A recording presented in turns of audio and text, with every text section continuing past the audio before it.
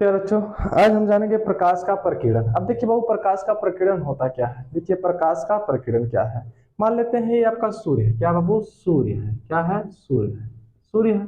यहाँ कोई वायुमंडल है, ठीक है, जिसमें धूल, जैसे धूल के कण रहते हैं, ठीक है, धूल व धुएं के कण, कामा कर देंगे। देखिए बाबू, इसे निकल लेंगे इसमें, ठीक है, धूल व धुएं के कण, जैसे इसमें धूल रहता है बाबू, ठीक है। देखिए धूल हो गया। इसमें क्या है, कह रहा है जब प्रकाश की किरण, ठीक है, जब प्रकाश की किरण किसी ऐसे माध्यम से गुजरता है, ठीक है, जब प्रकाश की, ठीक है, जब प्रकाश किसी ऐसे माध्यम से गुजरता है जिसमें अति सूक्ष्म आकार के कण, ठीक है, देखिए क्या कह रहा है, जिसमें धूल व धुएं के कण, ठीक है।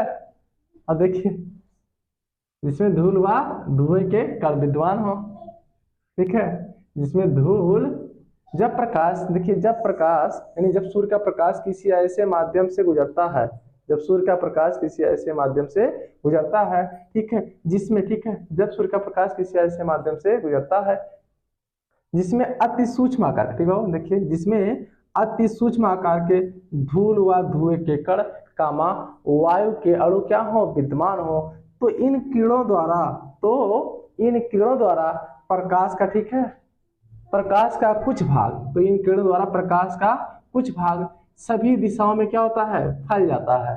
तो इन कणों द्वारा प्रकाश का कुछ भाग सभी दिशाओं में फैल जाता है। इस घटना को प्रकाश का प्रकीर्णन कहते हैं, ठीक है।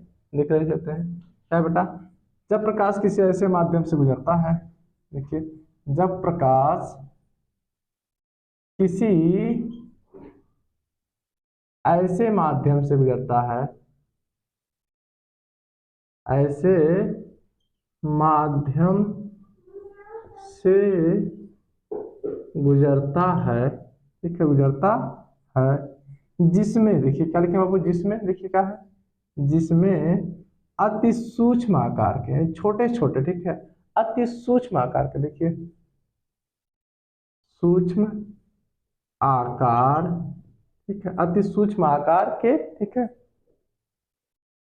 आकार के कण, ठीक है, जैसे क्वेश्चन लेंगे, जैसे, अब बताइए जैसे में क्या है। जैसे देखिए आपका क्या है, धूल व धुएं के कण, कामा वायु के अणु, देखिए जैसे धूल व धुएं, क्या है वो, धुएं के कण, कामा वायु के अणु, क्या वो, वायु के अणु, वायु के अणु विद्यमान हो, क्या बाबू, विद्यमान हो गया। देखिए विद्यमान हो कह रहा क्या, जब प्रकाश किसी ऐसे माध्यम से गुजरता है, मान लीजिए कोई वायुमंडल है, ठीक है, वायुमंडल में क्या होता है बाबू, देखिए आपको क्या पता जाएगा, धूल धुएं के कण, ठीक है, वायु के अणु सभी पाए जाते हैं। कह रहा है जब प्रकाश की किरण किसी ऐसे माध्यम से गुजरता है जिसमें धूल व धुएं के कण, ठीक है, यानी अति सूक्ष्म आकार के धूल व धुएं के कण, कामा वायु के अणु क्या होते हैं, विद्यमान होते हैं। क्या होते हैं, विद्यमान होते हैं। देखिए विद्यमान होते हैं, विद्यमान हो, तो इन कणों द्वारा, जो छोटे छोटे कण बाबू ना, इन कणों द्वारा, इन कणों द्वारा प्रकाश, क्या है, प्रकाश का कुछ भाग, देखिए प्रकाश का कुछ भाग सभी दिशाओं में फैल जाता है, सभी दिशाओं, क्या है, दिशाओं में फैल जाता है, फैल जाता है, ठीक बाबू। इस घटना को क्या है, इस घटना को, ठीक है, इस घटना को प्रकाश का क्या कहते हैं, प्रकीर्णन कहते हैं। क्या कहते हैं बाबू, प्रकीर्णन। देखिए क्या कहते हैं, प्रकीर्णन, प्रकीर्णन कहते हैं, ठीक है वो, देखिए कहते हैं, हो गया।